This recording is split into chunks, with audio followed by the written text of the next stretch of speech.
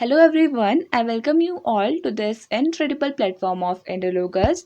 तो आज के इस वीडियो में हम डिस्कस करने वाले हैं the top 100 questions of GS for SSC exam. तो एसएससी एग्जाम के लिए हम टॉप 100 जीएस के क्वेश्चंस डिस्कस करेंगे along with some important points. तो चलिए इस वीडियो को स्टार्ट करते हैं।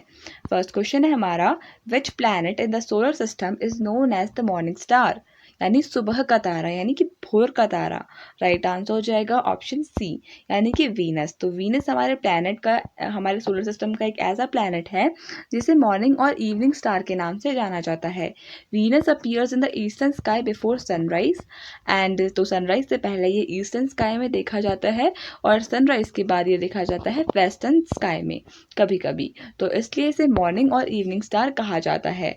सो therefore it is often called as the morning और द इवनिंग स्टार। वीनस की बात करें तो सन से ये सेकेंड नंबर का प्लैनेट है। जिसे बात करें फर्स्ट नंबर का प्लैनेट है मरकरी, जिसे स्विफ्ट प्लैनेट के नाम से जाना जाता है। स्विफ्ट का मतलब होता है तेज, और ये सबसे फास्ट अपना रिवॉल्यूशन कंप्लीट करता है around the sun, therefore it is regarded as swift planet. उसके बाद बात करें वीनस की, तो Venus is the hottest planet. तो वीनस हॉटेस्ट प्लैनेट है हमारे सोलर सिस्टम का। जुपिटर की बात करें तो इसे गैस प्लैनेट या फिर जाइंट प्लैनेट कहा जाता है, और सैटर्न की बात करें तो इसे रिंग्ड प्लैनेट कहते हैं। I am writing over here ringed planet. तो ये कुछ इंपॉर्टेंट फैक्ट्स थे। तो चलिए नेक्स्ट क्वेश्चन डिस्कस कर लेते हैं। नेक्स्ट क्वेश्चन है, which Mauryan ruler established the Sanchi stupa. Right answer हो जाएगा इसके लिए ऑप्शन नंबर ए, यानी कि अशोका। तो Ashoka was the Mauryan ruler जिन्होंने सांची स्तूपा को बनवाया था। ये आपने ध्यान में रखना है। तो इससे रिलेटेड इंपॉर्टेंट पॉइंट्स देख लेते हैं। Sanchi stupa, the great Sanchi stupa at Sanchi is one of the oldest stone structures in India. तो इंडिया का ये one of the oldest stone structure है, और it is situated in the state of Madhya Pradesh. ये भी आपने ध्यान में रखना है। एंड इसको यूनेस्को ने एक वर्ल्ड हेरिटेज साइट डिक्लेयर कर दिया है। You have to remember this as well. So it is an important monument of Indian architecture. It was originally commissioned by the Mauryan Emperor Ashoka the Great. तो originally जो इसे commission किया था वो Ashoka the great ने किया था, who was a Mauryan emperor in 3rd century BCE. ये भी आपने ध्यान में रखना है। अगर हम इसकी बात करें, इसकी आर्किटेक्चरल स्टाइल की बात करें, तो बुद्धिस्ट और मॉडर्न का एक मिक्सचर है इसकी आर्किटेक्चरल स्टाइल। ये आपने ध्यान में रखना है। सो चलिए नेक्स्ट क्वेश्चन देख लेते हैं। Who is known as the father of Indian constitution. Right answer हो जाएगा इसके लिए ऑप्शन नंबर टी, यानी कि डॉक्टर बी आर अम्बेडकर। तो doctor Bhimrao Ambedkar he is known as the father of the Indian constitution. अगर हम बात करें डॉक्टर बी आर अम्बेडकर की, तो इनको father of the Indian constitution तो कहा ही जाता है। Also he was the first law minister of the country. ये भी आपने ध्यान में रखना है। First law minister of the country थे बी आर अम्बेडकर। तो इनके बारे में कुछ इंपॉर्टेंट चीज़ें डिस्कस कर लेते हैं। Doctor Bhimrao Ambedkar is known as the father of Indian constitution. On 29 August 1947 the constituent assembly set up a drafting committee. तो देखिए हमारी कॉन्स्टिट्यूएंट असेंबली की जो ड्राफ्टिंग कमेटी थी वो 29 अगस्त 1947 को सेटअप हुई थी। ये आपने ध्यान में रखना है। एंड तो इस दिन, और इसके जो हेड थे, head of the drafting committee of the constitution was Ambedkar. You have to keep this in mind. अगर बात करें डॉक्टर बी आर अम्बेडकर की, तो ये 14 अप्रैल 1891 में इनका जन्म हुआ था। एंड फाइनली मरने से पहले इन्होंने बुद्धिज्म रिलीजन को अडॉप्ट किया था। ये भी कुछ इंपॉर्टेंट चीज़ें हैं अबाउट बी आर अम्बेडकर। तो चलिए, एंड मोर ओवर जो डॉक्टर बी आर अम्बेडकर थे, इन्होंने article 32 of the Indian constitution को कहा था as the heart and soul of the Indian constitution. ये आपने ध्यान में रखना है। तो चलिए नेक्स्ट क्वेश्चन देख लेते हैं। Which of the following is a book written by Avani Doshi. Right answer हो जाएगा ऑप्शन नंबर ए, यानी कि बर्न शुगर। तो बर्न शुगर एक ऐसी बुक है जिसकी ऑथर है अवनी दोषी। तो Avni Doshi is an author of the novel burn sugar which has been long listed for the Booker prize 2020। तो 2020 का जो बुकर प्राइज था उसके लिए लॉन्ग लिस्ट किया गया था इस बुक को, बर्न शुगर। अवनी दोषी एक अमेरिकन नॉवेलिस्ट हैं, और इनकी डेब्यूट नॉवेल का नाम है गर्ल इन वाइट कॉटन, जिसको इन्होंने इंडिया में पब्लिश किया था 2019 में। तो 2019 में गर्ल इन वाइट कॉटन नाम की बुक थी, इसको पब्लिश किया था अवनी दोषी जी ने। ये भी आपने ध्यान में रखना है। और इनकी फेमस बुक है बर्न शुगर। तो चलिए नेक्स्ट क्वेश्चन देख लेते हैं। Who was the founder of Telegram? Right answer हो जाएगा ऑप्शन डी, यानी कि पैवेल डूरोव। तो पैवेल डूरोव ही was the founder of the Telegram app. Pavel Durov की बात करें तो ये करंट में भी टेलीग्राम के अभी चेयरमैन है, current chairman of Telegram. Telegram was founded in 2013 by Nikolai and Pavel Durov. तो निकोलाई एंड पैवेल डूरोव इन्होंने कलेक्टिवली टेलीग्राम को फाउंड किया एंड बेसिक कंट्रीब्यूशन था वो पैवेल डूरोव का था। Therefore he is the CEO of the Telegram app and its servers are distributed worldwide. The headquarters are in Dubai. तो इसके headquarters कहाँ पे situated है? दुबई में है, in UAE. Telegram is the most popular instant messaging application in parts of Europe, Asia and Africa. Next question, the Nalanda university was founded by. Right answer हो जाएगा option number C, यानी कि कुमारगुप्त। तो Kumaragupta of the Gupta dynasty was the founder of this university called as the Nalanda university.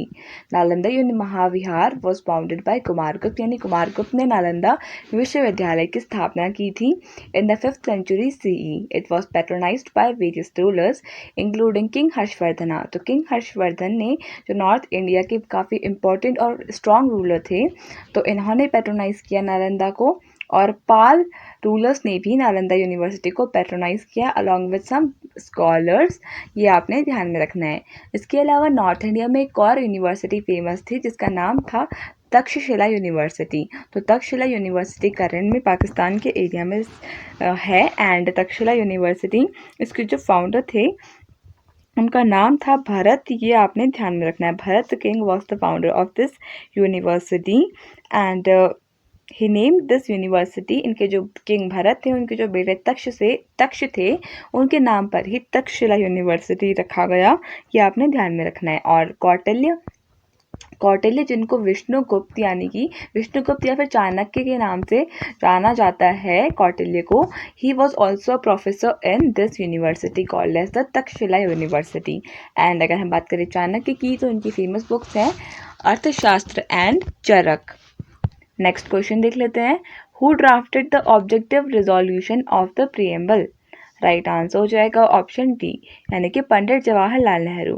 तो पंडित जवाहरलाल नेहरू इन्होंने draft किया था ये ऑब्जेक्टिव रिजोल्यूशन को। ये आपने ध्यान में रखना है प्रीएम्बल के। तो प्रीएम्बल की बात करें तो it acts like a preface of the constitution and इसको जो ड्राफ्ट किया था वो किया था पंडित जवाहरलाल नेहरू जी ने। The preamble of the Indian constitution is based on objective resolution drafted and moved by Pandit Jawaharlal Nehru and adopted by the constituent assembly. तो पंडित जवाहरलाल नेहरू जी ने कॉन्स्टिट्यूंट असेंबली के सामने ये प्रस्ताव रखा ऑफ क्रिएटिंग अ प्रीएम्बल और फाइनली कॉन्स्टिट्यूंट असेंबली ने इसे अडॉप्ट कर लिया। नेक्स्ट क्वेश्चन देख लेते हैं। Which project connects the gulf of Mannar and the Palk strait? Right answer हो जाएगा इसके लिए ऑप्शन नंबर सी, यानी कि सेतु समुद्रम प्रोजेक्ट। तो सेतु समुद्रम प्रोजेक्ट ये कनेक्ट करता है गल्फ ऑफ मन्नार को और पार्ल स्ट्रेट को। ये आपने ध्यान में रखना है। तो चलिए इंपॉर्टेंट पॉइंट्स देख लेते हैं। The present scope of the Setu Samudram ship canal project. It is between Gulf of Mannar and Pearl Strait.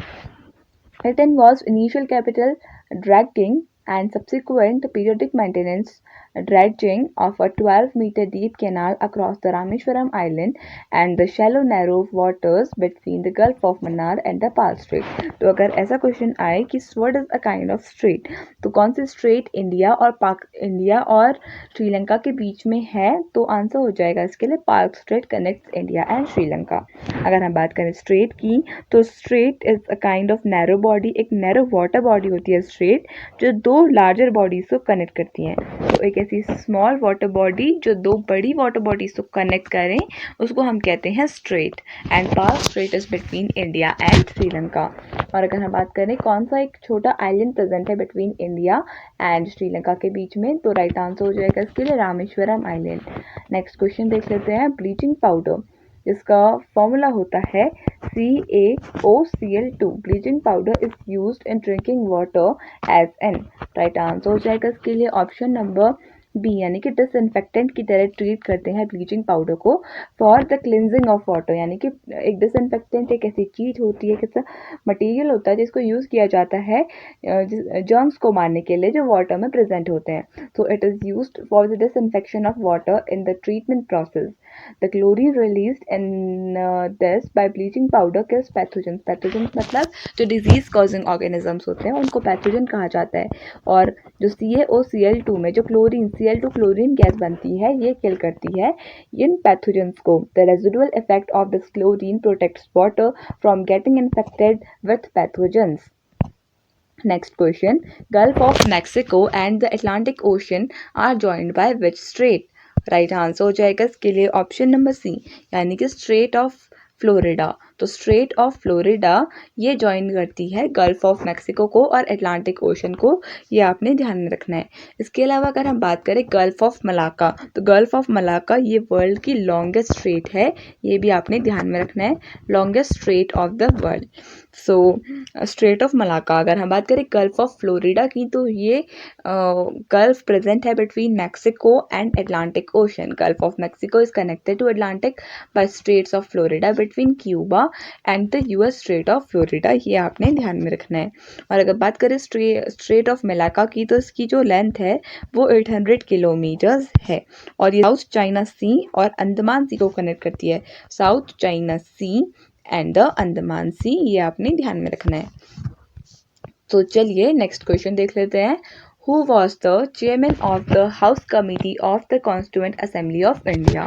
Right answer हो जाएगा इसके लिए ऑप्शन नंबर ए यानी कि बी पत्ताभी सितारमैया. तो B Pattabhi Sitaramayya was the chairman of the house committee of the constituent assembly, ये आपने ध्यान में रखना है.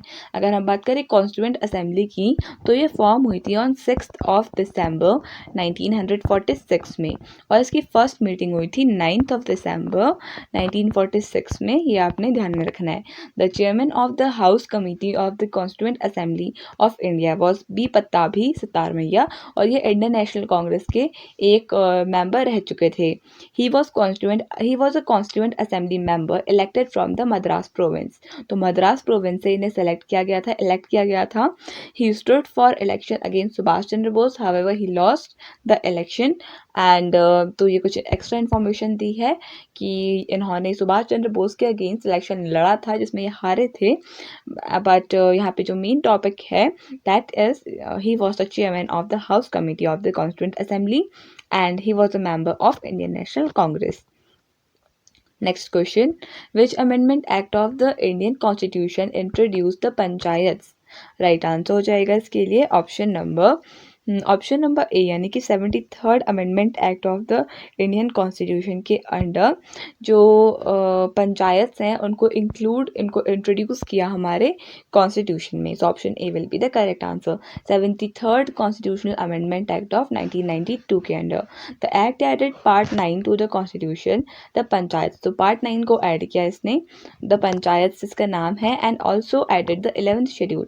तो 11th शेड्यूल को भी इंक्लूड किया गया of the 29 functional items of the panchayats. अगर हम बात करें करेंट हमारे कॉन्स्टिट्यूशन में 25 पार्ट्स हैं और 12 शेड्यूल्स हैं, जिसमें से 11th शेड्यूल कब इंट्रोड्यूस हुआ इन 1992 के 73rd अमेंडमेंट एक्ट में. और ओरिजिनली बात करें तो ओरिजिनली हमारे कॉन्स्टिट्यूशन में 22 पार्ट्स थे एंड 8 शेड्यूल्स थी, ये भी आपने ध्यान में रखना है, 8 शेड्यूल्स और 22 parts. Next question. The pH of lemon is expected to be. Right answer हो जाएगा ऑप्शन नंबर डी यानी कि लेस देन 7, क्योंकि लेमन जूस में एक एसिड प्रेजेंट होता है जिसको हम कहते हैं सिट्रिक एसिड और एसिड्स का जो pH होता है वो 7 से कम होता है. So the answer will be less than 7. अगर हम बात करें 7 होता है वाटर का जो न्यूट्रल होता है and lemon juice has a pH between 2 and 3 which means it is 10,000 और 1 lakh times more acidic then water. अगर हम बात करें लेमन जूस की, जो लेमन का साइंटिफिक नेम होता है citrus प्लाइमॉन. So you have to keep this in mind. pH की बात करें तो pH stands for the potential of hydrogen, जिसको कभी कभी पावर ऑफ हाइड्रोजन के नाम से भी जाना जाता है. pH का सिंपल सा फुल फॉर्म है. तो चलिए नेक्स्ट क्वेश्चन देख लेते हैं. Who is the author of the famous book The God of Small Things? Right answer हो जाएगा इसके लिए ऑप्शन नंबर डी यानी कि अरुंधति रॉय। तो Arundhati Roy, she is the author of this famous book known as the god of small things. ये आपने ध्यान में रखना है। तो चलिए इंपॉर्टेंट पॉइंट्स देख लेते हैं। The correct answer is Arundhati Roy. Arundhati Roy is the God of Small Things is the debut novel of the Indian writer Arundhati Roy. तो इनकी जो डेब्यूट नॉवल थी वो थी the god of small things. Arundhati Roy की debut novel यानी first novel थी। ये आपने ध्यान में रखना है। इसके अलावा इन्हें बुकर प्राइज से भी सम्मानित किया गया था इन द ईयर 1997 में। You have to keep this in mind. तो चलिए नेक्स्ट क्वेश्चन देख लेते हैं। At which of the following places did lord Buddha give his first sermon. तो देखिए राइट आंसर हो जाएगा इसके लिए ऑप्शन नंबर सी यानी कि सारनाथ। तो सारनाथ वॉज द प्लेस जहाँ पर गौतम बुद्ध ने अपना फर्स्ट सर्मन दिया था। तो Gautam Buddha gave his first sermon in Sarnath. He gave his first sermon to the 5 monks. तो 5 ऋषियों को उन्होंने अपना फर्स्ट सर्मन दिया था। Called the Dhammachakkapavattana Sutta. अगर हम बात करें इन प्लेसेस की तो these all are associated with lord Buddha. Lumbini की बात करें तो लुम्बिनी वो जगह थी जहाँ पर गौतम बुद्ध जी का जन्म हुआ था। सारनाथ की बात करें तो सारनाथ में उन्होंने अपना फर्स्ट सर्मन यानी अपना पहला उपदेश दिया था। कुशीनगर की बात करें तो it was the place where Buddha died. And Bodh Gaya की बात करें तो यहाँ पर गौतम बुद्ध जी को एनलाइटनमेंट की प्राप्ति हुई थी यानी बोधि का ज्ञान हुआ था। Next question, who called preamble as the identity card of the constitution। Right answer हो जाएगा ऑप्शन नंबर बी यानी N.A. पालखी वाला। तो N.A. पालखी वाला ही कॉल्ड प्रियम्बल। इन्होंने प्रियम्बल को कहा। प्रियम्बल के बारे में हम डिस्कस कर चुके हैं which is also known as the preface of the constitution. इसको कहा था as the identity card of the constitution. N.A. पालखी वाला, an eminent jurist and constitutional expert, called preamble as the identity card of the constitution। Next question, due to which phenomenon the sky's color is blue। Right answer हो जाएगा इसके लिए option number B यानी scattering of light. तो देखिए scattering of light की वजह से जो स्काई का कलर होता है वो बेसिकली ब्लू कलर का होता है। ये आपने ध्यान में रखना है। अगर हम बात करें स्कैटरिंग की, so scattering of light is the phenomena responsible for the blue colour of the sky. The molecules of the air and other fine particles in the atmosphere have a size smaller than the wavelength of the visible light. तो wavelength of the visible light के से भी कम होती है इनका size of the molecules of air और fine particles जो एटमॉस्फेयर में प्रेजेंट होते हैं। बेसिकली स्कैटरिंग की बात करें तो स्कैटरिंग का मतलब होता है डिफ्यूजिव इफेक्ट, मतलब diffusive effect of the light waves to deviate from the straight path. तो स्ट्रेट पाथ से वो डेविएट हो जाती हैं, स्मॉल पार्टिकल से टकराती हैं और इधर उधर बिखर जाती है, जिसकी वजह से ब्लू कलर दिखता है हमें स्काई का, which is called as the scattering of light. So in simple terms, we refer this to be the scattering of light when light passes from one medium to another। जब एक medium से दूसरे medium में जाएगी तो तब जो particles होते हैं, पार्टिकल्स ऑफ द मीडियम, वो एक स्पेशल काइंड की रेडिएशन प्रोड्यूस करते हैं एक पर्टिकुलर डायरेक्शन में, which causes the effect of scattering. Next question, in how many districts across all states of India was the third phase of Pradhan Mantri Kaushal Vikas Yojana launched in January 2021। Right answer हो जाएगा इसके लिए option A यानी कि 600। So the correct answer is 600। The third phase of प्रधानमंत्री कौशल विकास योजना ये launch हुई थी 15 जनवरी 2021 को in 600 districts along across all the states of India. Next question देख लेते हैं, which vitamin is obtain from the sun rays. Right answer हो जाएगा इसके लिए ऑप्शन नंबर डी यानी कि विटामिन डी। तो देखिए vitamin D is the vitamin जो ऑब्टेन होता है फ्रॉम द सन। बेसिकली अगर हम बात करें तो एक्चुअली में ये सन से ऑब्टेन नहीं होता है, ये बॉडी के अंदर ही प्रेजेंट होता है, बट ये एक्टिवेट होता है in the presence of sun. तो vitamin D is obtain from the sun rays when bare human skin is exposed. जब हमारी स्किन का एक्सपोजर होता है in the sun, it takes vitamin D from the sun। UV ultraviolet B is the part of the sun rays which is an important to humans। Beriberi refers to the cluster of symptoms caused primarily by a nutritional defect in vitamin B। तो vitamin B की कमी के कारण जो disease cause होती है वो होती है बेरी। ए की बात करें तो विटामिन ए का जो साइंटिफिक नेम है वो है रेटिनॉल। विटामिन सी की बात करें तो इसे एस्कॉर्बिक एसिड के नाम से जाना जाता है। और विटामिन के की बात करें तो विटामिन के का जो साइंटिफिक नेम है वो है फाइटोनडायोन। तो phytonadione is the scientific name of vitamin K. And vitamin D की बात करें तो calciferol is the scientific name of vitamin D. And अगर हम बात करें विटामिन सी की तो विटामिन सी कैसा विटामिन होता है, ये होता है वाटर सॉल्युबल विटामिन, ये आपने ध्यान में रखना है। इसके अलावा ए, के और डी ये है fat soluble vitamin. So next question, which eminent personality among the following was the first to get the Jnanpith award? Right answer हो जाएगा इसके लिए ऑप्शन नंबर बी, यानी कि जी शंकरा कुरूप। तो G Sankara Kurup was the first person to get the Jnanpith award, ये आपने ध्यान में रखना है। तो इंपॉर्टेंट पॉइंट्स देख लेते हैं। The first recipient of the award was the Malayalam writer G Sankara Kurup who receive the award in 1965 for his collection of poems. तो 1965 में जी शंकरा कुरूप को मिला था ये award called as the Jnanpith award for the collection of poems, जिसका नाम था ओडाकुजल, जिसका मतलब होता है द बैम्बू फ्लूट, जो पब्लिश हुआ था 1950 में। You have to keep this in mind. अगर हम बात करें करंट में जो 58th ज्ञानपीठ अवार्ड है वो किससे मिला है, तो उर्दू के पोएट जो गुलजार हैं और संस्कृत के पोएट जो जगत गुरु राम भद्राचार्य, इन दोनों को मिला है द ज्ञानपीठ पुरस्कार फॉर 2024, या फिर हम कह सकते हैं 58th ज्ञानपीठ पुरस्कार, यानी कि गुलजार को एंड जगत गुरु को। Next question, washing soda is also known as, right answer हो जाएगा इसके लिए ऑप्शन नंबर सी, यानी कि सोडियम कार्बोनेट। तो सोडियम कार्बोनेट का ही जो अदर नेम है वो है वॉशिंग सोडा, ये आपने ध्यान में रखना है। सोडियम कार्बोनेट का जो कॉमन नेम है is commonly known as washing soda. और सोडियम कार्बोनेट का जो केमिकल फॉर्मूला है वो होता है Na2CO3। It is a salt of carbonic acid that is also known as soda ash. तो कार्बोनिक एसिड का ये एक हम कह सकते हैं it is a kind of salt of carbonic acid. तो इसके अलावा अगर हम बात करें कार्बोनिक एसिड की, तो कार्बोनिक एसिड का फॉर्मूला होता है H2CO3। तो H2CO3 is the formula of carbonic acid. Sodium chloride की बात करें तो ये हो गया NaCl। कैल्शियम कार्बोनेट की बात करें तो ये हो गया CaCO3। And phosphorus it is a kind of element जिसका फॉर्मूला होता है P। एंड अगर हम बात करें सोडियम बाइकार्बोनेट की, बाइकार्बोनेट ऑफ सोडा, तो sodium bicarbonate is known as baking soda. यहाँ पे पूछा है वॉशिंग सोडा, ये सोडियम कार्बोनेट का। सोडियम बाइकार्बोनेट का क्या होता है, इसका होता है वॉशिंग सोडा सोडियम बाइकार्बोनेट। तो चलिए नेक्स्ट क्वेश्चन देख लेते हैं। Which Indian state has the longest coast line, right answer हो जाएगा इसके लिए ऑप्शन डी, यानी कि गुजरात। तो गुजरात के पास लॉन्गेस्ट कोस्ट लाइन है हमारी कंट्री में।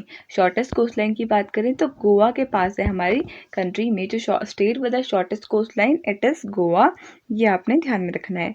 अगर हम बात करें इंडिया की टोटल कोस्ट लाइन की लेंथ कितनी है, तो 7516 किलोमीटर्स लेंथ है इंडिया की टोटल कोस्ट लाइन की, अगर हम आइलैंड्स की लेंथ को भी इंक्लूड करें किलोमीटर्स में। तो इंपॉर्टेंट पॉइंट्स देख लेते हैं। Gujarat has the longest coast line in India along its Kathiawar region, and the length of Gujarat coastline is 1600 kilometers surrounded by the Arabian Sea. Next question देख लेते हैं। नेक्स्ट क्वेश्चन है excessive bleeding during an injury is a deficiency of, right answer होगा option C, यानी कि vitamin के की deficiency से जो एक्सेसिव ब्लीडिंग होती है इंजरी के टाइम पे वो होती है डेफिशिएंसी ऑफ विटामिन के कारण। Excessive bleeding during an injury is the deficiency of vitamin के। तो चलिए नेक्स्ट क्वेश्चन देख लेते हैं। नेक्स्ट क्वेश्चन है what is the approximate mean velocity with which the earth moves around the sun in its orbit, right answer हो जाएगा option B, यानी कि 30 किलोमीटर पर सेकेंड की स्पीड्स की मीन वेलोसिटी से हमारी अर्थ रोटेट करती है around the sun. Earth is moving about our sun in nearly circular orbit. तो इलिप्टिकल ऑर्बिट जिसे हम कहते हैं गोलाकार शेप या फिर सर्कुलर ऑर्बिट में ये रिवॉल्व करती है around the sun. It covers this route at a speed of nearly 30 kilometre per second की स्पीड से हमारी अर्थ रिवॉल्व करती है अराउंड द सन, या फिर हम कह सकते हैं 67,000 माइल्स पर आवर की स्पीड से रिवॉल्व करती है। Next question, the study of heavenly bodies is known as. Right answer हो जाएगा ऑप्शन बी यानी कि एस्ट्रोलॉजी, यानी कि ऑप्शन सी यानी कि एस्ट्रोनॉमी, नॉट एस्ट्रोलॉजी। तो astronomy it is the study of heavenly bodies, ये आपने ध्यान में रखना है।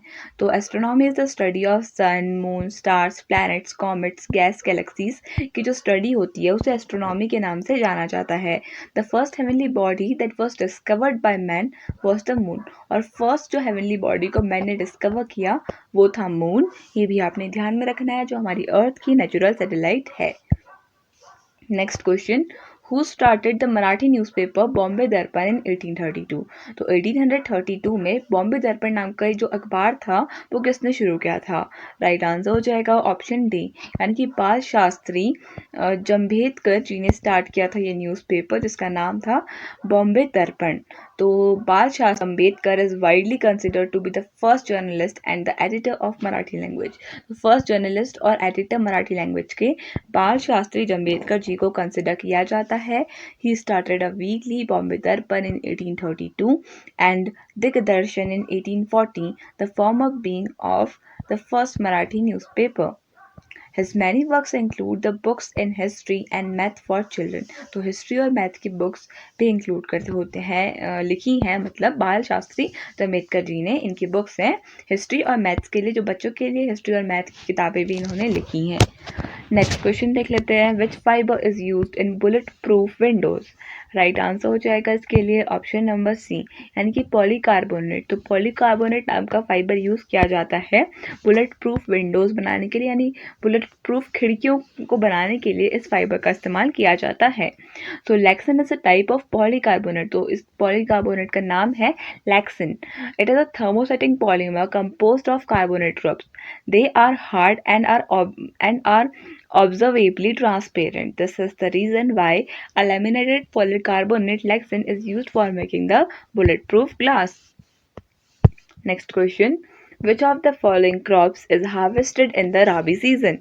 तो राइट आंसर हो जाएगा इसके लिए ऑप्शन नंबर बी यानी कि वीट। तो वीट एक टाइप का राबी क्रॉप होता है जिसे राबी सीजन में हार्वेस्ट किया जाता है।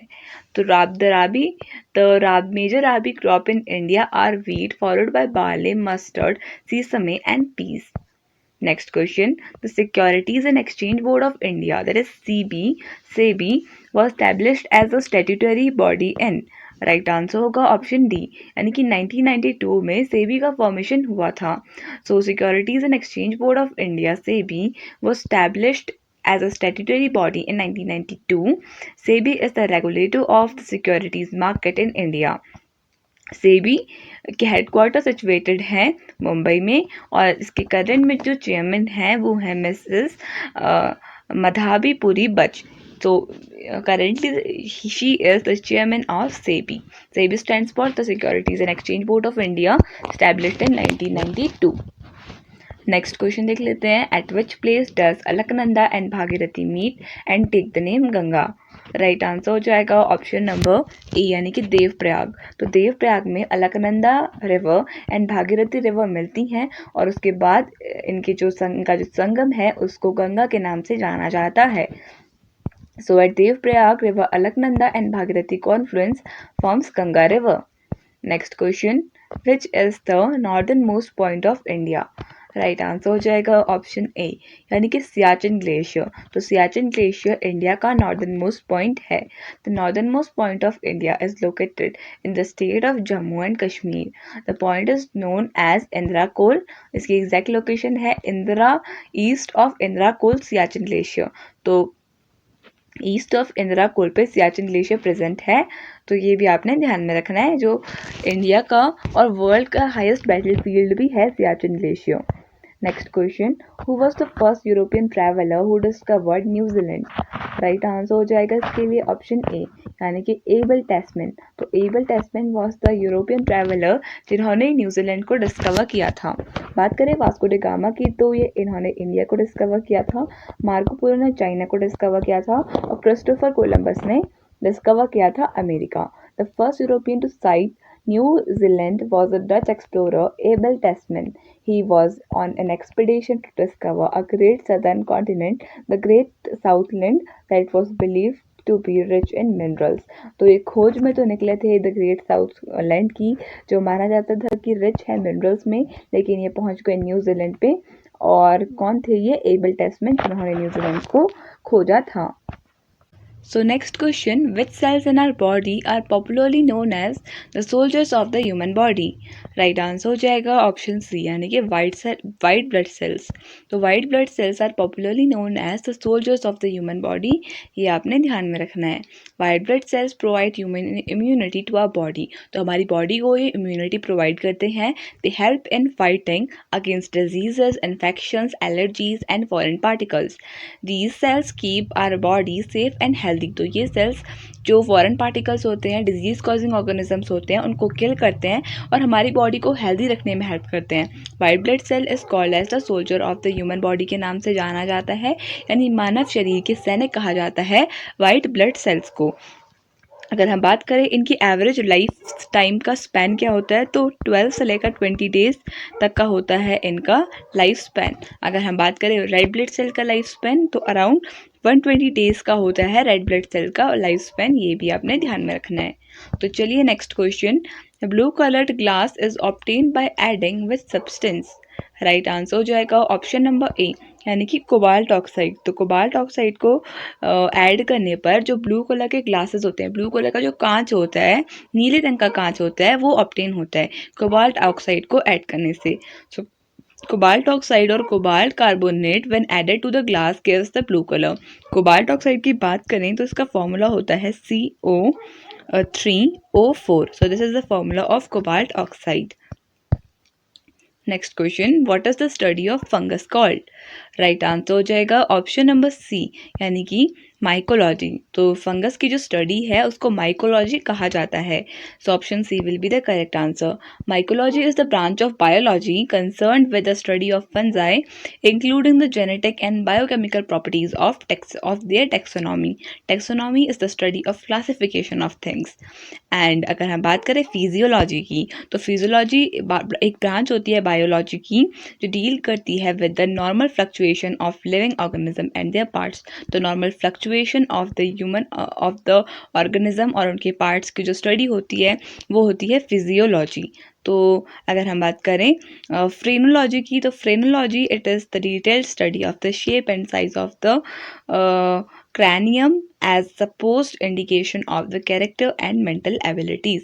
तो क्रेनियम एक पार्ट होता है हमारे ब्रेन का, तो उसके शेप और साइज की डिटेल स्टडी को फ्रेनोलॉजी कहा जाता है, और बायोलॉजी लिविंग ऑर्गेनिजम्स की स्टडी को बायोलॉजी कहा जाता है। Next question, which Mauryan ruler is known as Amrit Ghat? Right answer हो जाएगा इसके लिए ऑप्शन नंबर बी, यानी कि बिंदुसार। तो बिंदुसार को कहा जाता है एज द अमृत घाट, ये इनका निक नेम है। Bindusara also known as Amrit घाट और Amitrochatus was the second Mauryan emperor of India. He was the son of the dynasty's founder Chandragupta and the father of its most famous ruler Ashoka। तो देखिए चंद्रगुप्त जो थे founder of the dynasty, इनके founder of the Mauryan dynasty Chandragupta Maurya, और इनके जो बेटे थे वो थे अमृत घाट यानी बिंदुसार, और उसके बाद इनके बेटे थे अशोका। ये भी आपने ध्यान में रखना है। Bindusara was the son of the founder of the empire and the father of the most famous king of the empire जो थे Ashoka the great. Next question, among the following which planet falls under the category of coldest planet in our solar system?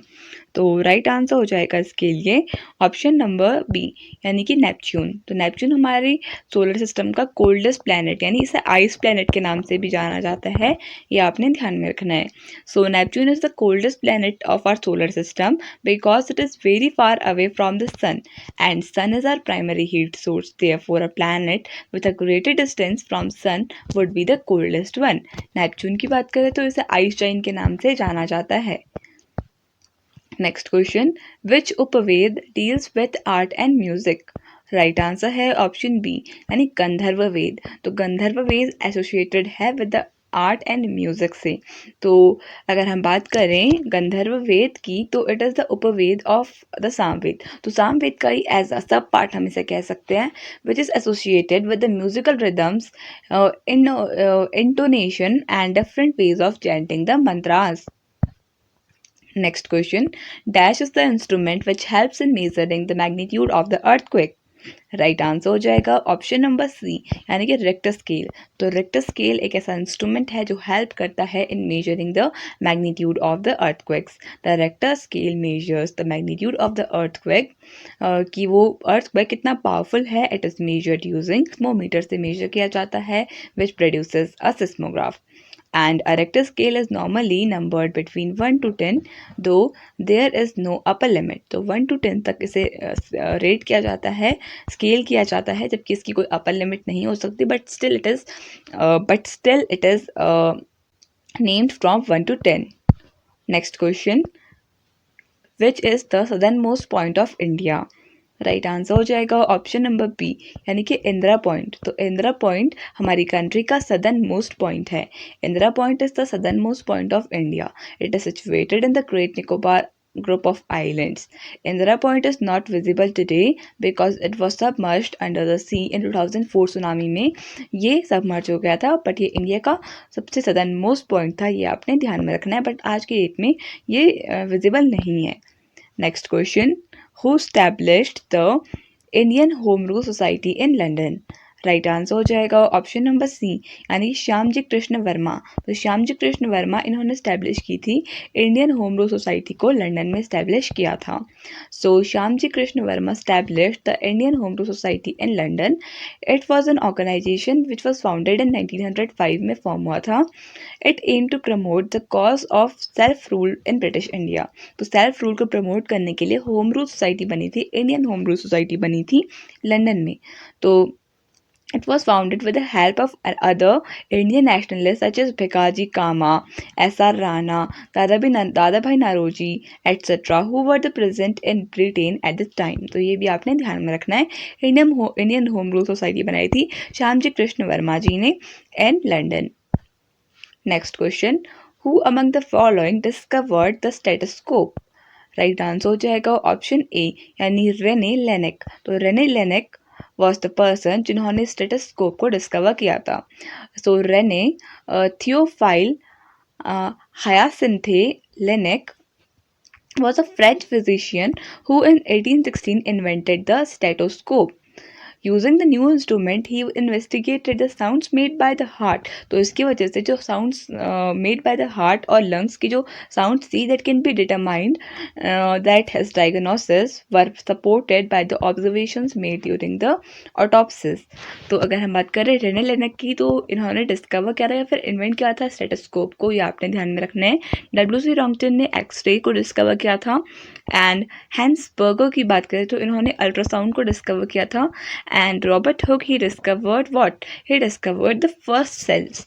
तो first cell को जिन्होंने discover किया था वो थे Robert Hooke. Next question, which of the following article is associated with the right to education?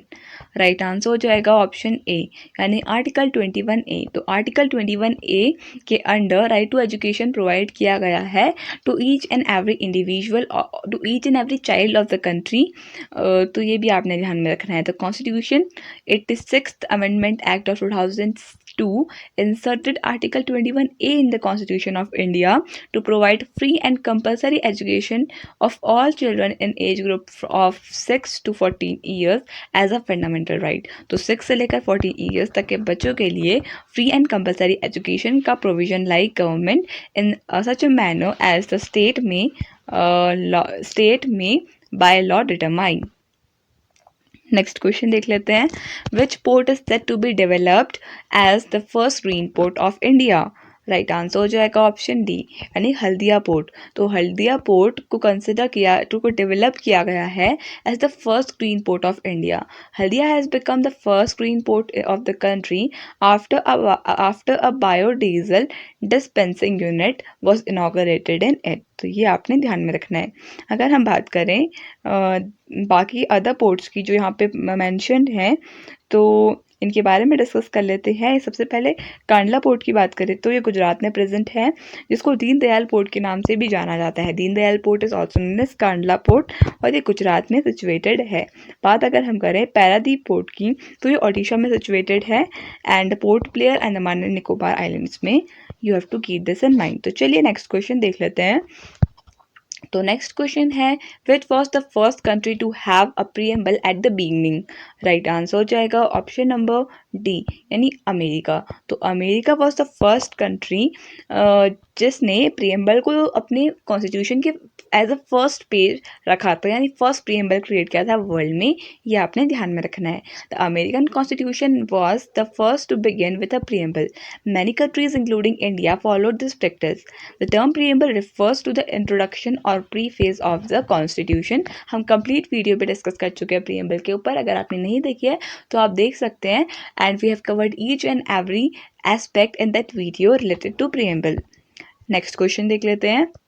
Which algae is referred to as space algae, यानी अंतरिक्ष का शैवाल।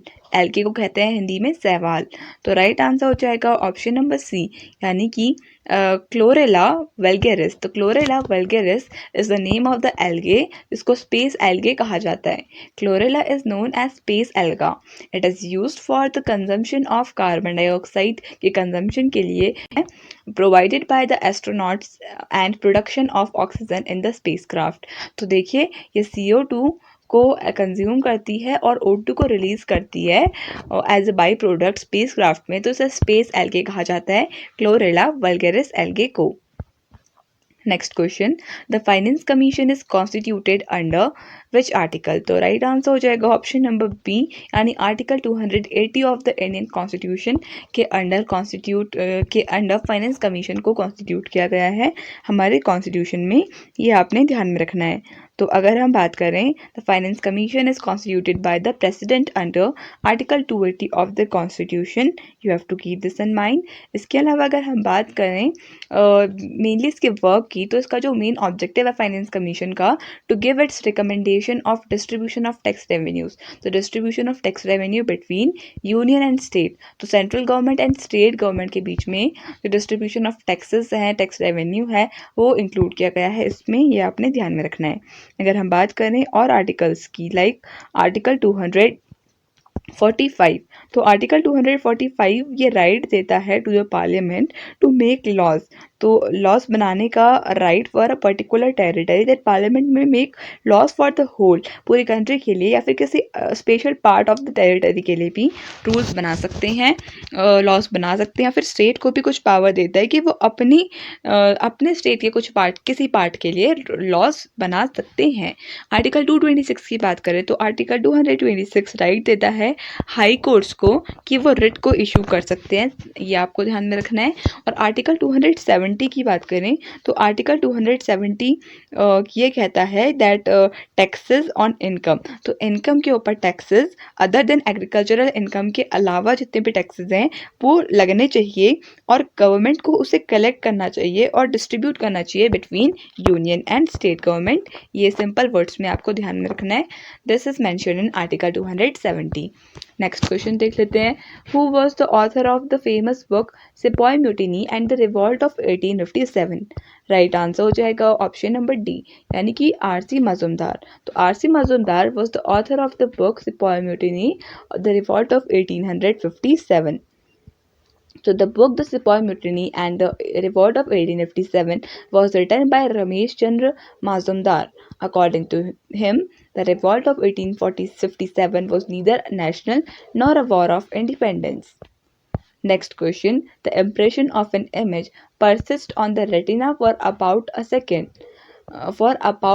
Of a second. तो राइट आंसर होगा ऑप्शन सी यानी कि 1 second का भी 1/16 पार्ट तक जो हमारा रेटिना होता है वहाँ पर जो इमेज होती है उसका इम्प्रेशन रहता है। So the impression of an image does not vanish immediately from the retina. It persists there for about 1/16 of a second. Next question, which among the following rivers originate from Amarkantak? Right answer हो जाएगा इसके लिए option C, यानी कि Narmada river. तो Narmada river Amarkantak से originate होती है, ये आपने ध्यान में रखना है। आप ऐसे याद कर सकते हैं नर्मदा, एन के बाद कौन सा ए लेटर आता है, एंड ए से अमरकंटक स्टार्ट होता है। So the rivers that originate from the Amarkantak plateau are Narmada river, Son river and the Johila river. Next question, the earliest occurrence of the mantra famous as Gayatri Mantra is found in which of the following text? Right answer हो जाएगा option number C, यानी कि ऋग्वेद। तो ऋग्वेद में गायत्री मंत्र को, ऋग्वेद से गायत्री मंत्र लिया गया है, ये आपने ध्यान में रखना है। Gayatri mantra was first recorded in the Rigveda and was written in Sanskrit around 2500 to 3000 years ago. Next question, on which property of a wave does the pitch of the sound depend? Right answer हो जाएगा ऑप्शन बी, यानी frequency के ऊपर depend करती है pitch of the sound, ये आपने ध्यान में रखना है। So pitch of the sound depends on the frequency of the sound waves. More the frequency more the pitch, जितनी ज़्यादा पिच होगी उतनी ज़्यादा फ्रीक्वेंसी होगी, या फिर जितनी कम फ्रीक्वेंसी होगी उतनी कम पिच होगी। और फ्रीक्वेंसी की बात करें तो फ्रीक्वेंसी की ऐसे यूनिट होती है hertz. Next question, which title was given to Mahatma Gandhi which he gave up after the Jallianwala Bagh massacre? Right answer हो जाएगा ऑप्शन डी, यानी केसर हिंद। तो केसर हिंद वो टाइटल था जो महात्मा गांधी जी को दिया गया था before, at the time of Anglo bore war के टाइम पे दिया गया था, बोर वॉर के टाइम पे दिया गया था, और गांधी जी ने इसको गिव अप कर दिया था, यानी वापस दे दिया था, एक तरीके से अपना टाइटल वापस कर दिया था to the government after the Jallianwala Bagh massacre. Rabindranath Tagore announced his knighthood, Rabindranath Tagore ji ने अपना नाइटहुड अनाउंस किया in the protest, and Mahatma Gandhi gave up his title of Kaisar Hind which was bestowed by the British for his work during the Boer War. Next question, which of the following taxes is not a direct tax? तो right answer हो जाएगा इसके लिए GST। तो option number C will be the correct answer, यानी goods and service tax was the is a kind of tax which is not a kind of direct tax, ये आपने ध्यान में रखना है। तो इसके बारे में इंपॉर्टेंट पॉइंट्स देख लेते हैं। On 1 July 2017 GST laws were implemented replacing a complex web of central and state taxes को हटाकर GST को लाया गया था 1 अप्रैल 2017 को, और फर्स्ट ऑफ जुलाई 2017 को, और 1 जुलाई को नेशनल डॉक्टर्स डे की तरह भी सेलिब्रेट किया जाता है, ये भी आपने ध्यान में रखना है। नेक्स्ट क्वेश्चन देख लेते हैं, which of the following Vedas deals with magic spells and witchcraft? Right answer हो जाएगा ऑप्शन डी, यानी अथर्ववेद। तो Atharvaveda is associated with the magic spells और विचक्राफ्ट, जादू टोने से एसोसिएटेड है Atharvaveda. The Atharvaved is sometimes called as the Veda of the magical formulas, an epithet declared to be incorrect by other scholars. Next question, which pathogen causes pneumonia disease? Right answer हो जाएगा option number A, यानी कि Haemophilus इन्फ्लुएंजे। तो Haemophilus इन्फ्लुएंजे एक pathogen है जो pneumonia disease को cause करता है, ये आपने ध्यान में रखना है। Haemophilus influenzae causes pneumonia. बात करें अगर हम टाइफॉइड की, तो टाइफॉइड को कॉज करता है सैल्मोनेला टाइफाई, और इन्फ्लुएंजा की बात करें तो मायोक्सोवायरस इन्फ्लुएंजे इन्फ्लुएंजा कॉज करता है, and Haemophilus pertussis whooping cough को कॉज करता है, ये आपने ध्यान में रखना है। नेक्स्ट क्वेश्चन देख लेते हैं, what is the name of the island that is located between India and Sri Lanka? Right answer हो जाएगा इसके लिए ऑप्शन बी, यानी कच्चा तीवू। तो Katcha Theevu, it is a tiny island located in the northeast of Rameshwaram and southwest of Sri Lanka's Delft Island by administered by Sri Lanka. Next question, who is the first Indian governor of RBI, यानी reserve bank of India के first Indian governor कौन थे? Right answer हो जाएगा option A, यानी कि CD Deshmukh was the first Indian governor of RBI, ये आपने ध्यान में रखना है। सर CD देशमुख यानी कि Chintaman Dwarka Nath Deshmukh, a member of the Indian Civil Service, was the first Indian governor of the bank. His association with the bank commenced in 1939 when he was appointed as the government's license officer. तो ये बने थे CBI के first Indian governor, ये आपने ध्यान में रखना है। अगर हम वैसे बात करें फर्स्ट गवर्नर ऑफ आरबीआई, तो आरबीआई 1 अप्रैल 1935 को फॉर्म हुआ था इन कोलकाता में। एंड यहाँ पे जो फर्स्ट इसके गवर्नर थे वो थे सर ऑस्बर्न स्मिथ। तो ये भी आपने ध्यान में रखना है, SOS. Next question, Krishna Raja Sagar dam located in Karnataka is built on which of the following river. Right answer हो जाएगा इसके लिए ऑप्शन नंबर ए, यानी कि कावेरी। तो कावेरी रिवर के ऊपर जो डैम बना है कृष्णा राजा सागर डैम, ये आपने ध्यान में रखना है। Krishna Raja Sagar dam is located in Karnataka and is built on the Kaveri river. Next question, which of the following river originates as well as ends in the territory of India? Right answer हो जाएगा ऑप्शन डी, यानी कि Chambal river. तो Chambal river एक ऐसी river है जो originate होती है इंडिया में और एज वेल एज एंड भी होती है इंडिया में। ये मेन ट्रिब्यूटरी है of the Yamuna river and rises in the Vindhya range just south of the more western Madhya Pradesh. India में ये से ये राइज होती है, निकलती है। It flows from north into the southern eastern south eastern Rajasthan state. It originates as well as ends in the territory of India. Next question, which of the following is the most abundant dissolved iron in the ocean? Right answer हो जाएगा option A, यानी कि chlorine. तो chlorine is the most abundant dissolved iron in the ocean.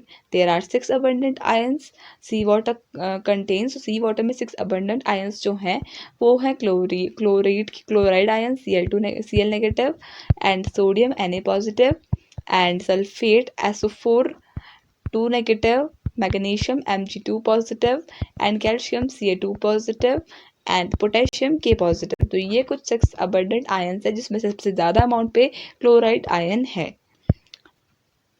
Next question, which vitamin helps in the formation of nucleic acids and red blood cells? Right answer हो जाएगा option number C, यानी कि vitamin B9। तो vitamin B9 जिसको folic acid भी कहा जाता है, यह रिस्पॉन्सिबल होता है for the formation of nucleic acids and RBCs. तो folic acid is also known as vitamin B9। It is also referred to as folacin और folate and its chemical name is pteroyl glutamic acid. Folic acid is required for DNA synthesis के लिए required होता है and cell growth and is important for red blood cell formation, energy production as well as forming of amino acids. ये आपने ध्यान में रखना है, अमाइनो एसिड्स के लिए, एनर्जी प्रोडक्शन के लिए, सेल फॉर्मेशन के लिए, रेड ब्लड सेल फॉर्मेशन के लिए ये जो B9 होता है, फोलिक एसिड होता है, ये काफ़ी ज़्यादा इंपॉर्टेंट होता है। इसके अलावा अगर हम बात करें विटामिन B1 की, तो विटामिन B1 का साइंटिफिक नेम होता है थायामीन। विटामिन B5 का होता है pantothenic acid and vitamin B3 का होता है नायसिन। ये आपने ध्यान में रखना है। एंड B6 का I am not remembering right now, so I will tell you in the next video. So next question देख लेते हैं। Solids like fats, grease and oil that float on top of liquid waste water is known as. Right answer हो जाएगा option C, यानी कि sludge. तो sludge कहते हैं उस वेस्ट को, सॉलिड वेस्ट को, जो फैट्स का होता है, ग्रीस का होता है, फिर ऑयल का होता है, जो वेस्ट वाटर लिक्विड के टॉप में ऐसे फ्लोट करता है, यानी तैरता है। So floatable materials like fats, grease and oil that float on the top of liquid wastewater are called as sludge. The process of skimming is used to remove these materials and make water fit for use.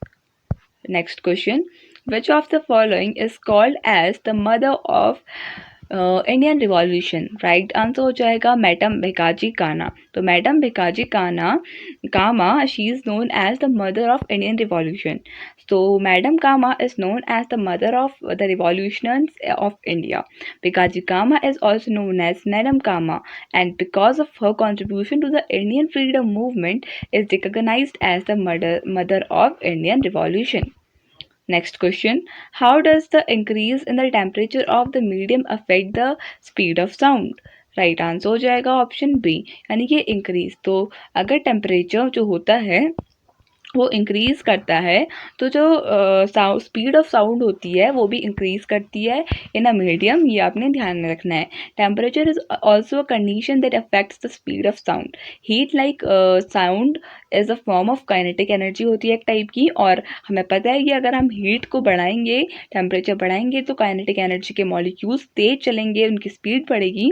तो heat like sound is a kind of kinetic energy. Molecules at high temperature have more energy, thus they can vibrate faster. Next question, which of the following chemical is used for killing rats? Right answer हो जाएगा इसके लिए option C, यानी कि zinc phosphide. तो zinc phosphide को use किया जाता है फॉर किलिंग रेट्स, यानी चूहों को मारने के लिए। The correct answer is zinc phosphide. Zinc phosphide is an inorganic compound of phosphorus और सल्फर का बना होता है, and it uses as a rodenticide to kill rats and other rodents. In the stomach of rodents, it produces poisonous gas phosphine, और rodents के stomach में ये phosphine gas को produce करता है, which actually kills the rodents. Next question, which element's isotope is used for the calculation of the age of the earth?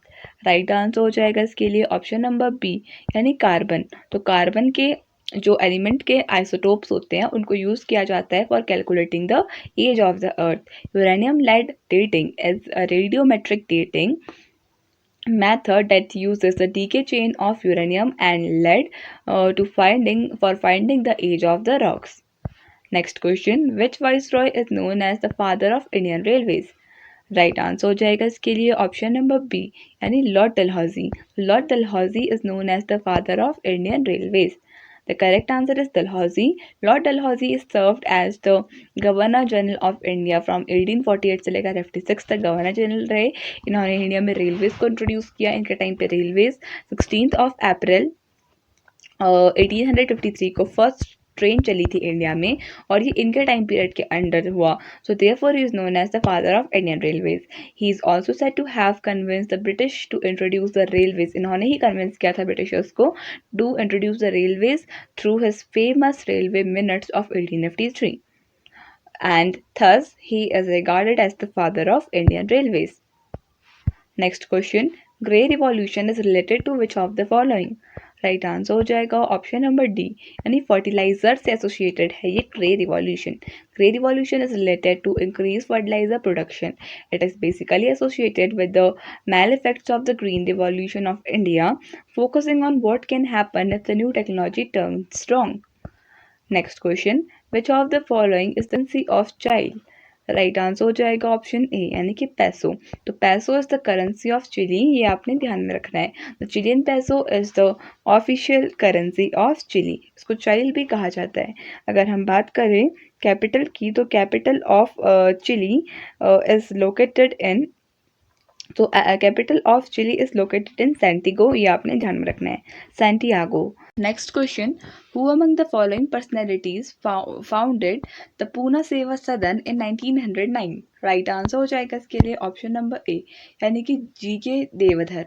तो जी K Deodhar इन्होंने पूना सेवा सदन का फॉर्मेशन किया था 1909 में to promote the welfare of women. Poona Seva Sadan was founded by G K Deodhar and Ramabai Ranade in 1909 at Pune, Maharashtra. तो महाराष्ट्र में कि पुणे में 1909 में जी के देवधर एंड रमाबाई रनाडे ने टुगेदरली मिलकर ये पूना सेवा सदन का फॉर्मेशन किया था 1909 में। Next question, which of the following was the main source of income in the modern administration? Right answer हो जाएगा इसके लिए ऑप्शन नंबर डी, यानी कि लैंड रेवेन्यू से जो इनकम आती थी, जो टैक्स होता था, वही मेन सोर्स ऑफ इनकम होता था, यानी आय का मुख्य स्रोत होता था during the time of Mauryan administration. The Mauryas maintained a huge standing army. The state taxes were insufficient to maintain such a large army. तो इतनी बड़ी आर्मी को मेंटेन करने के लिए जो स्टेट टैक्स था वो इनफ नहीं था, तो उन्होंने सर्टेन काइंड ऑफ टैक्स को इंट्रोड्यूस किया to regulate certain economic activities to generate the more revenue. The main source of income was land revenue. Next question, who is the leader of the revolt of 1857 from Lucknow? Right answer हो जाएगा option number D, यानी कि बेगम हजरत महल। तो Begum Hazrat Mahal is the leader of the revolt of 1857 from Lucknow. ये आपने ध्यान में रखना है, the revolt of 1857 in Lucknow was led by Begum Hazrat Mahal. Next question. He or she is well-known leader who set up the Theosophical Society. Right answer हो जाएगा option C, यानी H P Blavatsky. तो H P Blavatsky was the leader of the theosophical society. ये आपने ध्यान में रखना है, इन्होंने फाउंड की थी थियोसॉफिकल सोसाइटी का फॉर्मेशन किया था एच पी ब्लावत्स्काय ने। So the Theosophical Society or the Theosophical Movement, a group of Westerners led by Madame H.P. Blavatsky, was a Colonel M.S. Olcott, who was inspired by Indian thought and culture. They founded the Theosophical Society in New York, India, USA in 1875. और Indian culture से एक तरीके से inspire होकर उन्होंने theosophical society का formation किया New York city में in USA in the year 1875। ये आपने ध्यान में रखना है। तो चलिए नेक्स्ट क्वेश्चन देख लेते हैं। नेक्स्ट क्वेश्चन है, who invented the quantum theory of radiation. Right answer हो जाएगा ऑप्शन नंबर बी। तो प्लैंक, मैक्स प्लैंक, इन्होंने इन्वेंट किया था, इन्होंने डिस्कवर की थी, इन्होंने दिया था क्वांटम थियोरी ऑफ रेडिएशन, यानी विकिरण के क्वांटम सिद्धांत को दिया था मैक्स प्लैंक ने। तो the quantum theory of absorption and emission of radiation announced in 1900 by Planck ushered the era of the modern physics. तो मॉडर्न फिजिक्स की स्टार्टिंग ही यहीं से हुई थी, by the quantum theory of radiation से, given by Max Planck. Next question, at which place does Alaknanda and Bhagirathi meet and take the name Ganga. Right answer हो जाएगा ऑप्शन ए, यानी कि देवप्रयाग में अलकनंदा एंड भागीरथी मिलती हैं और गंगा के नाम से जानी जाती हैं। So next question, at Devprayag river Alaknanda and Bhagirathi confluence and form Devprayag. Next question, night blindness is caused due to the deficiency of. Right answer हो जाएगा ऑप्शन ए, यानी विटामिन ए की डेफिशिएंसी से होता है नाइट ब्लाइंडनेस, यानी कि रतौंधी कहा जाता है नाइट ब्लाइंडनेस को। ये आपने ध्यान में रखना है। So, night blindness is one of the first signs of vitamin A deficiency. In its more severe forms, vitamin A deficiency contributes to blindness by making the cornea very dry and thus damaging the retina and cornea. Next question, Indira Sagar Dam located in Madhya Pradesh is built on which of the following river? Right answer हो जाएगा इसके लिए option number C, यानी कि Narmada river के ऊपर बना है ये इंदिरा सागर डैम, जो एमपी में लोकेटेड है। Indira Sagar dam is a multipurpose dam project at Madhya Pradesh in central India. It is built on Narmada river which flows from central India to western India. Next question, which is the largest plateau in the world. Right answer हो जाएगा इसके लिए option number D, यानी कि Tibetan प्लेटो। तो Tibetan प्लेटो ये world का largest plateau है। The smallest plateau in the world is Kundelungu plateau है, वर्ल्ड का सबसे छोटा plateau in the Democratic Republic of Congo में सिचुएटेड है, which covers an area of approximately 50,000 square kilometres. और वर्ल्ड का सबसे जो बड़ा प्लेटो है वो है टिबेटन प्लेटो, जिसको रूफ ऑफ द वर्ल्ड के नाम से भी जाना जाता है। Next question, among the following elements which is present in a major proportion in the air. Right answer हो जाएगा ऑप्शन बी, यानी कि नाइट्रोजन मेजर प्रोपोर्शन में प्रेजेंट है हमारे एटमॉस्फेयर में। Nitrogen is the largest component present in the atmosphere. Nitrogen comprises of around 78% of the air. Next question, which of the following countries capital is Bangkok and is the leading producer of rubber? Right answer हो जाएगा option number A, यानी कि Thailand. तो Thailand की capital Bangkok में situated है और ये one of the leading producer है रबर की।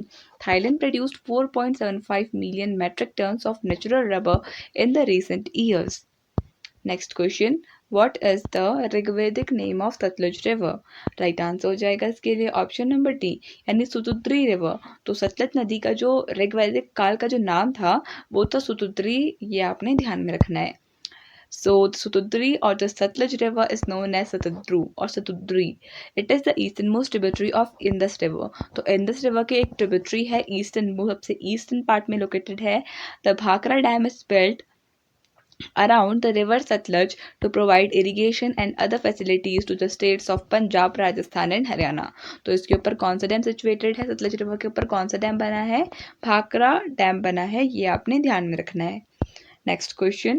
The most common animal figure found at the Harappan sites is. Right answer हो जाएगा ऑप्शन ए, यानी कि यूनिहॉर्न बुल एक मोस्ट कॉमन फिगर है जो पाया जाता है in the site of Harappan civilization.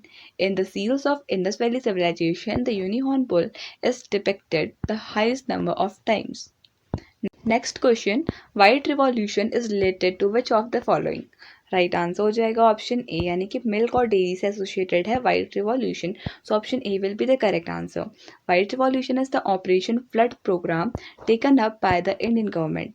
This was introduced to increase the milk production in India. तो इंडिया में मिल्क प्रोडक्शन को इंक्रीज़ करने के लिए वाइट रिवॉल्यूशन को इंट्रोड्यूस किया. इसको द ऑपरेशन फ्लड के नाम से भी जाना जाता है, ये आपने ध्यान में रखना है. और वर्गस कुरियन इनको कहा जाता है as the father of white revolution. Next question.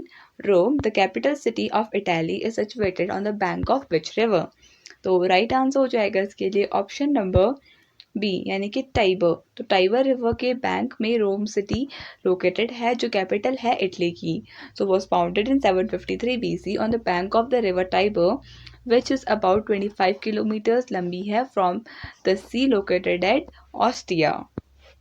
Next question. Based on which principle does the optical fibre work? Right answer हो जाएगा इसके लिए ऑप्शन नंबर सी, यानी कि टोटल इंटरनल रिफ्लेक्शन. तो टोटल इंटरनल रिफ्लेक्शन के प्रिंसिपल पर based है ऑप्टिकल फाइबर. देखिए ऑप्टिकल फाइबर इस जो होता है वो यूज़ किया जाता है for transmitting information from one place to another. तो सिग्नल्स के लिए जो होते हैं वो ऑप्टिकल फाइबर्स यूज़ किए जाते हैं. और इसमें अगर एक बार रे ट्रैप हो गई तो वो टोटल इंटरनल रिफ्लेक्शन को फॉलो करती है, बाहर नहीं जाती है और काफ़ी जल्दी इंफॉर्मेशन का ट्रांसमिशन करती है. Thus, optical fiber works on the principle of total internal reflection for its operation. Next question. Which fungus is responsible for the red root of sugarcane?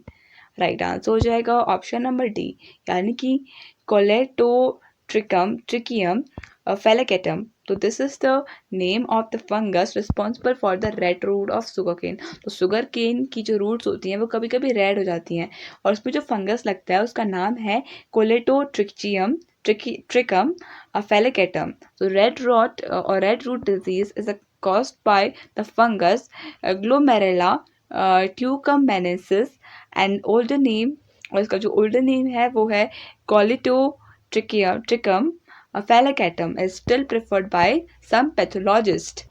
Next question. Duties of the Prime Minister comes under which article of the Constitution? Right answer हो जाएगा option A, यानी कि article 78 के under duties of the prime minister mentioned है. Article 78 of the Constitution defines the duties of prime minister and in the discharge of those duties he acts like a link between president to cabinet. तो president और cabinet के बीच में as a link work करते हैं हमारे prime minister. The communication to the president and all the decisions of the council of ministers. Next question. From which of the following lakes does the White Nile River originate? Right answer हो जाएगा option C, यानी कि Lake Victoria. तो Lake Victoria से निकलती है White Nile River. The White Nile is longer and rises in the Great Lake region. It begins at Lake Victoria, flows through the Uganda और Sudan के में ये बहती है White Nile River. The Blue Nile begins at the Lake Tana in Ethiopia and flows through Sudan from the south east. Sudan के areas में south east से बहती है और जो दोनों रिवर्स हैं वो मीट करती हैं सूडान की कैपिटल थारोटम में. Next question. Where is the Indian grape processing board located? Right answer हो जाएगा ऑप्शन ए, यानी कि नासिक में सिचुएटेड है इंडियन ग्रेप प्रोसेसिंग यूनिट और board. Nashik called as the grape capital of India कहा जाता है as the leading grape producer in the country with about 1.75 lakh hectare of land under grape cultivation. Next question. The Blue Revolution mainly focuses on increasing the production of which product? Right answer हो जाएगा option D, यानी fish की production को बढ़ाने के लिए ये blue revolution start हुआ था. The Blue Revolution with its multi dimensional activities focuses mainly on increasing fisheries production and productivity from aquaculture and fisheries resources both inland and marine.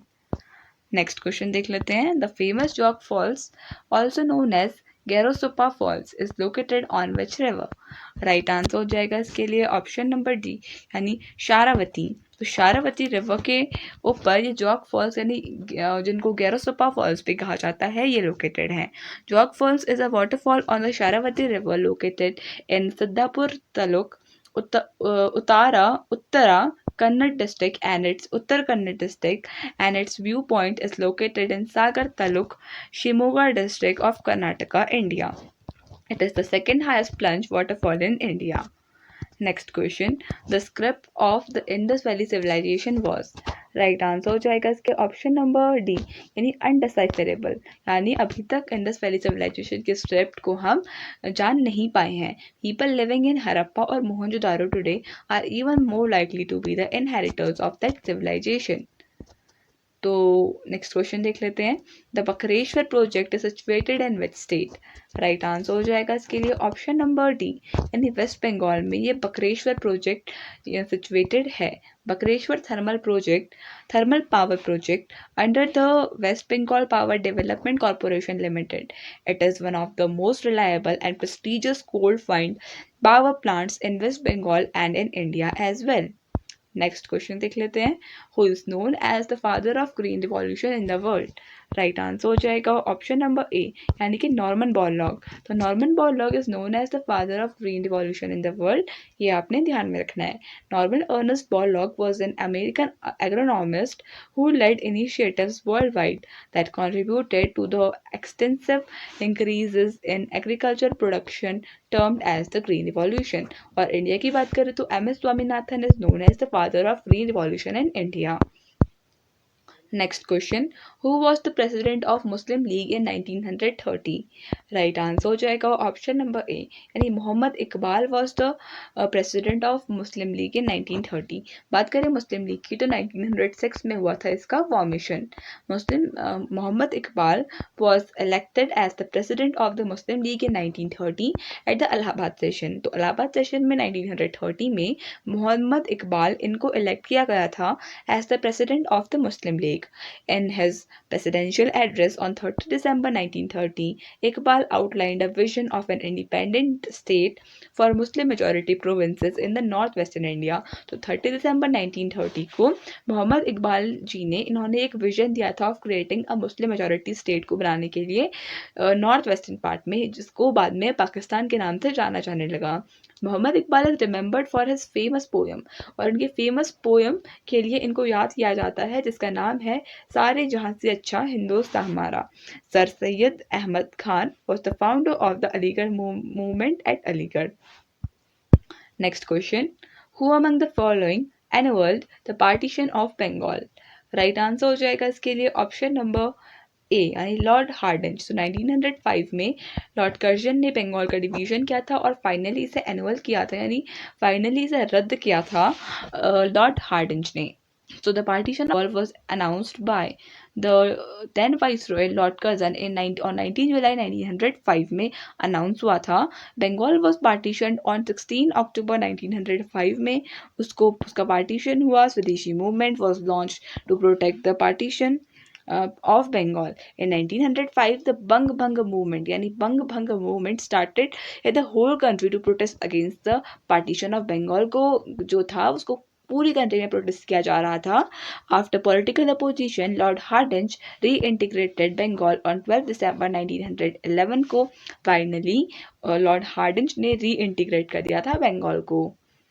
Next question for prevention of which disease BCG vaccine is given. Right answer हो जाएगा इसके लिए option number A यानी कि TB. तो tuberculosis से prevention के लिए बीसीजी वैक्सीन को लगाया जाता है। बीसीजी का फुल फॉर्म है बेसिलिक कैलामिटिक उरीन। तो BCG stands for Bacillus Calmette Guerin. It is a vaccine for tuberculosis यानी टीबी के लिए प्रिवेंशन डिजीज़ जो डिजीज़ है उसके लिए प्रिवेंशन के लिए इस बीसीजी वैक्सीन को लगाया जाता है। TB disease is caused by Mycobacterium tuberculosis से ये टीबी डिजीज़ होती है। Tuberculosis usually attacks the lungs को अटैक करता है। BCG vaccine was first considered by the World Health Organization Expert Committee on Biological Standardization in its 13th report। So with this we come to an end of this video. So thank you so much for watching this video, and I would like to wish you all the best for your coming examinations.